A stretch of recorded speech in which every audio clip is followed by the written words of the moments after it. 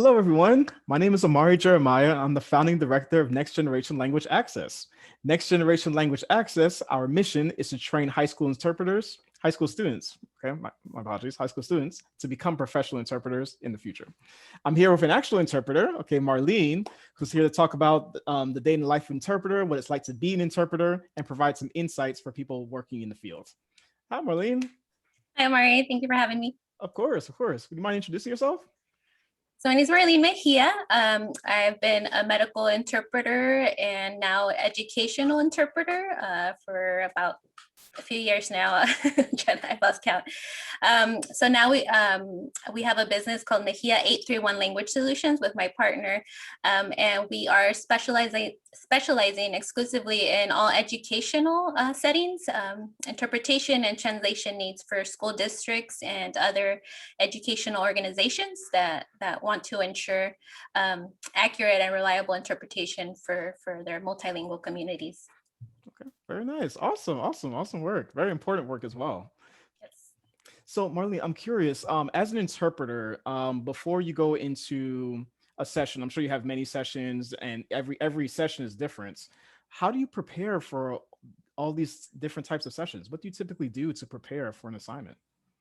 Yes, so for educational interpretation, we have a lot of different kinds of meetings like IEP meetings, school board meetings, parent-teacher conferences. So for us, it's so important to have good communication with the client providers. So way in advance, I request any documentations, glossaries, contact information of the participants that will be in the virtual meetings, and in case of any technical issues. And then I just try to create a word bank of terminology that will be used for that session. I try to look up videos, podcasts pertaining to a certain subject, and then just shadow everything and take a lot of like note-taking exercises using symbols. That way it just facilitates and speeds up the process of interpreting in the moment.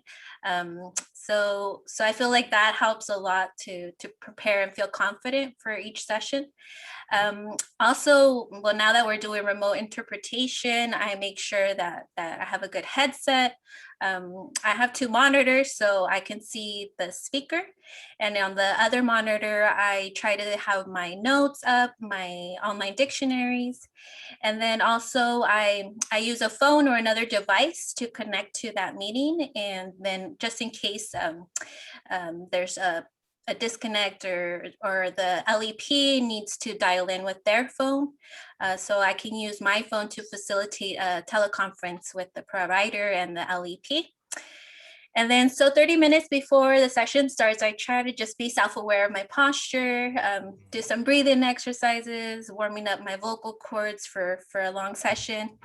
Try to have a water bottle really close to me because sometimes you just go and you're on a roll, and 30 minutes into it, you feel tired. So I try to take all those preventative measures right before each session just to feel good after. Okay, very cool. So it sounds like you have a lot of different resources, a lot of different strategies for preparing for an assignment. Yeah. So what about a specific assignment? Do you interpret for IEP meetings as well? Yes, so a lot of those meetings, they just contain a lot of legal, sometimes medical terminology, academic acronyms that you're not familiar with. So it does take a lot to prepare for an IAP meeting, and sometimes they're very lengthy, and so those meetings do run for a while, and sometimes having a team interpreting facilitates being able to cover that assignment. So it takes a lot of work to prepare for a meeting like that. Yes, I'm sure. I'm sure. For those that are not aware, IEP is an individualized education program. So those are meetings where you typically have social workers, you have teachers, you have guidance counselors. Marlene, I'm sure there's other service providers you can think of as well that also attend those meetings to provide the best plan of education for students who receive special education services. Exactly. Yeah. Mhm. So, okay, so I imagine, in IEP meetings or various types of meetings, I mean, oftentimes service users, service providers will share some very difficult information or even traumatic information. As an interpreter, I imagine it's very hard to interpret. What do you typically do after a session just to take care of yourself, just to kind of relax, de-stress after a difficult session? Yeah, I mean, it's been so difficult this past year just to understand how to do remote interpreting because as it was just on-site in-person interpretation for these meetings were difficult, but you just kind of feel at a loss or sometimes lack of support when it's remote interpreting. And then you've got like Zoom fatigue, burnout, compassion fatigue. It's all just a progressive process of just being exhausted after each session. So for me personally, I like to just set boundaries and remind myself that after a session is over, I'm done. So I'm gonna go take a long walk. And luckily for me, I live in Monterey, so I have good places to go for a hike or for a long walk at the beach, and just kind of disconnect. No headset, no phone, just be just relaxed about what I accomplished, be proud of what I was able to accomplish for that person, that family, for the school districts, just feeling, that there's an equity among the school districts and their families, the services that they're providing, the education plan that they're, promising to offer to these families. I feel like, yeah, I'm a part of that and I feel really proud about that. So just knowing how to take it all in, but also just letting it go after a session is over. And then for me personally, decluttering my workspace, keeping it clean after the end of the day helps me just feel so much better and feel like more relaxed, and that my world's not as chaotic as it looks like in front of me. Setting time limits, being able to just disconnect from the virtual world, just turning off my phone or not answering emails or phone calls, and just putting them off till the next day kind of helps me keep everything in balance in my personal and professional life.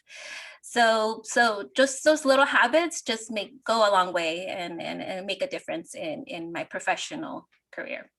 Okay, those are definitely good tips for those that are listening as well. Just how to best take care of ourselves as interpreters after a session, and how to kind of reset before we go into another assignment. Definitely. Yeah. Thank you, Marlene, for your insights. I really appreciate it. Thank you so much for taking the time to get to know our profession and being able to share that with other people. It's definitely something that needs to be done, because I think a lot of people take for granted what interpreters do for all these different organizations, the school districts. I feel like they'll have a better understanding and maybe more empathy for interpreters in these settings. Yes, definitely, for sure. Thanks everyone who took the time to watch this video, and stay tuned for the next episode of The Day in the Life of Interpreter. Goodbye for now.